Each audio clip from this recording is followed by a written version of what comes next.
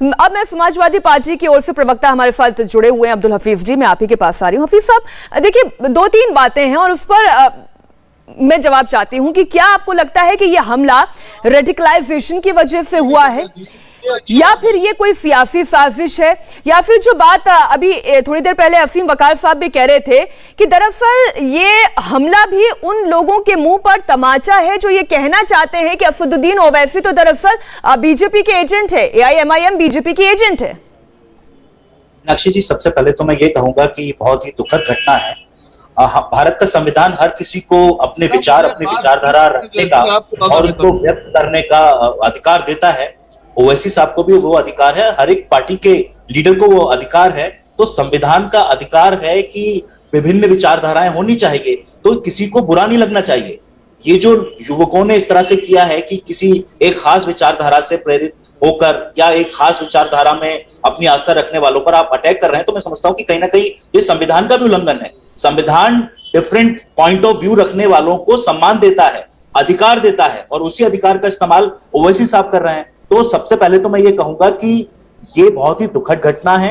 ये कहीं ना कहीं जो संविधान में अधिकार दिए हैं उन अधिकारों का हनन भी है। और एक बात मैं बहुत पुरजोर तरीके से कहना चाहता हूं कि इसमें 1-2 लोग इन्वॉल्व नहीं है, क्योंकि जिस तरह से रैकी हुई है, कहीं ना कहीं ये टेलीफोन से भी किसी न किसी से मैं इसलिए ये समझना चाह रही हूं कि आपकी नजर में, समाजवादी पार्टी की नजर में, क्या ये कोई सियासी घटना, सियासी तौर पर प्लान किया गया हमला भी हो सकता है? अच्छा, वकार साहब इस पर कुछ कहना चाह रहे हैं। वकार जी, देखिए मैडम, मैं समझता हूं कि कोई भी जो भारत के संविधान में यकीन रखता है और सेक्युलरिज्म में यकीन रखता है, वो कभी भी इस घटना के साथ नहीं खड़ा होगा, चाहे वो हमारे साथ हो चाहे हमारे विरोध में। बिल्कुल ठीक बात। हमारी विचारधारा अलग हो सकती है, लेकिन हम सब भारत के नागरिक हैं, हमारा संविधान एक। ये लड़ाई बैलेट वर्सेस बुलेट है, ये लड़ाई रेडिकुलिज्म वर्सेस सेक्युलरिज्म है। ये लड़ाई वही जीतेगा जो हिंदुस्तान के संविधान पे यकीन रखता है और बैलेट पे यकीन रखता है। जो बुलेट वाले हैं उनको समझना होगा कि आप गोली चला सकते हैं, गोली मार सकते हैं, आदमी की जान ले सकते हैं, लेकिन भारत के संविधान को आप नहीं मार सकते। ठीक है, आप ठीक है वकार साहब। शिवम त्यागी भी हमारे साथ जुड़े हुए हैं, मुझे उनका भी पक्ष लेना है। अब देखिए शिवम त्यागी जी, ये जो रेडिकलाइजेशन की बात है ना, इसे हम केवल 2 विचारधाराओं के बीच में ही क्यों सीमित रखें? क्योंकि यदि आज असदुद्दीन ओवैसी आरोप लगा रहे हैं कि ये रेडिकलाइजेशन के फलस्वरूप उनके ऊपर कातिलाना हमला हुआ है, तो इस तरीके की रेडिकल स्पीचेस अलग अलग वर्गों से आती रही है। मीनाक्षी जी, सबसे पहले तो मैं एक चीज कहना चाहता हूं कि असदुद्दीन ओवैसी किसी भी विचारधारा के हों, वो किसी भी पार्टी से आते हों, कहीं कोई दो राय नहीं है। वो इस देश के सांसद हैं और सांसद होने के नाते सम्मानित हैं और उनकी सुरक्षा की जिम्मेदारी है। लेकिन जहां तक रेडिकलाइजेशन की बात है, मुझे लगता है उन्होंने कहा कि ये रेडिकलाइजेशन कहां से आ रहा है। ये रेडिकलाइजेशन वहां से आ रहा है जहां आप खड़े होकर कहते हैं कि 15 मिनट के लिए पुलिस हटा दीजिए। ये रेडिकलाइजेशन वहां से आ रहा है जब आप रैली में खड़े होकर कहते हैं कि वो 20 करोड़ है और हम 20 करोड़ है, वो 80 करोड़ है। ये रेडिकलाइजेशन वहां से आ रहा है जहां आप इस देश के बहुत एक कलाकार को सम्मानित को कहते हो हरामी और पता नहीं क्या क्या, 50,000 पब्लिक में। ये रेडिकलाइजेशन वहां से आ रहा है जब आप चिरंजीवी जैसे एक बड़े कलाकार को कह देते हो कि उसकी टूटी तोड़ देंगे, ये कर देंगे, वो कर देंगे। मैं सम्मान करता हूं उनका, वो सांसद है और उनके साथ ऐसा बिल्कुल नहीं होना चाहिए। लेकिन ये जब आप अपनी रैलियों में 50-50 हजार, 1-1 लाख लोगों की रैलियों में 4 बार के सांसद और 2 बार के विधायक इस तरह की भाषा का इस्तेमाल करते हैं, तो क्या उनको समझ में नहीं आता इस बात से कि नफरत बढ़ेगी? मैं मानता हूं उनके साथ जो हुआ बिल्कुल नहीं होना चाहिए। पुलिस को थॉरो इन्वेस्टिगेशन करनी चाहिए और अगर इसमें कोई है और इसमें कोई प्लानिंग या प्लॉटिंग कुछ भी है, उन सबको बाहर निकालिए, जेल में डालिए। अगर देश के सांसद ही सुरक्षित नहीं रहेंगे तो कौन रहेगा? लेकिन उन सांसदों की एक नैतिक जिम्मेदारी है।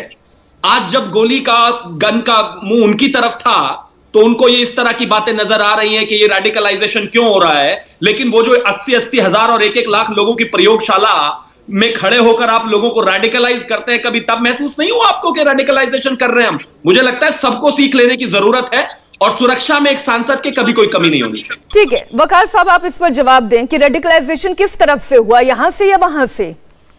देखिए, रेडिकलाइज तो देश हो चुका है, ये शिवम त्यागी बोल रहे हैं। ये साबित करता है कि दिमागों में गंदगी भर चुकी है। ये पढ़े लिखे आदमी हैं, टेलीविजन पे बैठ रहे हैं। वो जो वहां गोली चला रहा था, वो जो यहाँ बोल रहा है, दोनों की आइडियोलॉजी और मानसिकता और जबान में फर्क क्या है? वो भी दुश्मन, ये भी दुश्मन। समझने में तैयार नहीं है, सोचने में तैयार नहीं है। जब हरिद्वार की संसद होती है, उसमें 20-20 लाख मुसलमानों कत्लेआम की बात होती है, कौन गाली बक रहा है आपको? अगर आप हमें गाली बकेंगे और हम आपका जवाब देंगे तो वो सेकुलरिज्म का दुश्मनी नहीं है, वो सेकुलरिज्म बचाने की बात है। अगर आप हम पे हमला कर रहे हैं, आप हमें गाली बक रहे हैं, तो हम अगर आपका विरोध कर रहे हैं तो वो आत्मसम्मान, वो आत्मरक्षा है। सरकार भी जो लाइसेंस देती है हथियार का, वो भी कहती है आत्मरक्षा में आप गोली चला सकते हैं। आप हमें गाली बकेंगे, आप हमें हमारे नरसंहार की बात करेंगे, और फिर आप हम ही पे आरोप लगाएंगे कि हम रेडिकुलाइज हैं। शर्म आती है आपको? बेहुदा बात करते हैं बैठकर टेलीविजन के ऊपर। ठीक है, शिवम इस पर रिस्पॉन्ड करना चाहते हैं। सुनिए प्रवक्ता AIMIM, मैं आपसे बड़ी शालीनता से बात कर रहा था और वैसे ही उम्मीद करता हूं। सुनिए, आपको किसी ने गाली नहीं दी जब आप 1 लाख लोगों में खड़े होकर गाली दे रहे थे इस देश के कलाकार को? रजत शर्मा जी के इंटरव्यू में बैठकर जब एक अभिनेता को गाली दे रहे थे, उस अभिनेता ने आपके घर जाकर आपको गाली नहीं दी थी। आप रेडिकलाइज कर रहे थे। जब इस देश में 80 करोड़ और 20 करोड़ की बात कर रहे थे आप, तो आपको किसी ने गाली नहीं दी थी। आप रेडिकलाइज कर रहे थे। धर्म संसद अब हुई है 10 दिन पहले। आपकी स्पीचेस 5-5 साल पुरानी है। आपके छोटे असद साहब जेल होकर आ चुके हैं उनकी वजह से। क्या कानून गलत बोल रहा है? मुझे आप उससे मिला दीजिए, मुझे कोई फर्क नहीं पड़ता। अगर हिंदुत्व के नाम पर कोई गलत बोलता है वो भी गलत, लेकिन आप जो अपनी 1-1 लाख की रैली और प्रयोगशालाओं में बोलते हैं, एक्नॉलेज कीजिए। उस पर क्यों नहीं जवाब दे रहे आप? इधर उधर की बातें कर रहे हैं। बहुत सीधी बात है, अगर गलती इधर है तो गलती उधर भी है, सुधार की आवश्यकता इधर है तो उधर भी है। यहां पर एक सांसद हैं जो इस तरह की भाषा का इस्तेमाल करते हैं। आज उन पर जिसने हमला किया वो तो एक आम आदमी है, लेकिन गलत किया उसने। जितनी कठोर सजा हो सके दी जाए, लेकिन जो ये लोग इस तरह की भाषा का इस्तेमाल करते हैं इनके, और जो रिप्रेजेंट करते हैं, जो कानून बनाते हैं, क्या इनके लिए भी कोई चेक्स एंड बैलेंस नहीं है?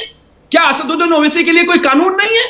ठीक है, उनको इस तरह भाषा का इस्तेमाल करना चाहिए? नहीं करना चाहिए। ठीक है वकार साहब, मैं आपके पास आऊं, लेकिन इसके अब हमें कुछ पॉलिटिकल पक्षों के पर भी रोशनी डालनी चाहिए। हफीज साहब, मैं राकेश जी आती हूं आपके पास, लेकिन हफीज साहब, कुछ जानकारों का मानना यह है कि असदुद्दीन ओवैसी पर यह जो कातिलाना हमला हुआ है, उसके बाद जो एक सिंपैथेटिक एनवायरनमेंट उनके लिए उत्तर प्रदेश में बना है, उसका खामियाजा समाजवादी पार्टी को भुगतना होगा। देखिए मीनाक्षी जी, मैं तो इसको राजनीतिक टर्म्स में देख ही नहीं रहा हूं। एक हमला हुआ है और उसकी निंदा होनी चाहिए, कड़ी निंदा होनी चाहिए, कड़ा से कड़ा एक्शन होना चाहिए। तो हम इसको किसी पॉलिटिकल टर्म्स में देखना नहीं चाहते हैं। वो हमारे सांसद हैं, सम्मानित सांसद हैं, और भी हमारे सांसद। हम तो कहते हैं कि जो अंतिम व्यक्ति, जो पंक्ति का व्यक्ति है, उसकी सुरक्षा से लेकर और सांसद की सुरक्षा एक ही तरह की होनी चाहिए। ये जो भी लूप होल्स हुए हैं सुरक्षा में, मैं समझता हूं कि इस पर कठोर कार्रवाई होनी चाहिए। मैं बार बार आपसे कह रहा हूं कि हम इसको राजनीतिक चश्मे से नहीं देखना चाहते। इंडिया टीवी हर वक्त हर जगह डाउनलोड करने के लिए सर्च करें India TV news Google play store या ऐप स्टोर पर।